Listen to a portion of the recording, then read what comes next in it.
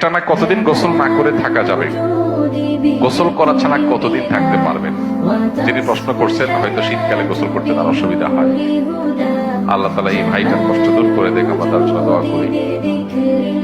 কতদিন টানা গোসল না করে থাকা যাবে এরকম কোন বাইন্ডিংস বা এরকম কোন সময়সীমা আসলে ইসলাম দেয় নাই।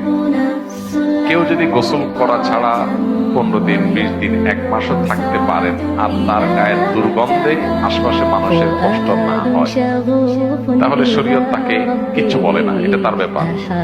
তার দুর্গন্ধ তিনি যদি কোনোভাবে রিকভার করতে পারেন, আতর দিয়ে, সেন্ট দিয়ে কোনোভাবে, এবং যদি নিজে সুস্থ থাকতে পারেন, অন্য কাউকে তার গায়ের দুর্গন্ধে অস্বস্তিতে না ফেলেন, তাহলে সেক্ষেত্রে তিনি এভাবে গোসল না করে যতদিন খুশি ততদিন না থাকতে পারেন, ততদিন থাকতে পারেন।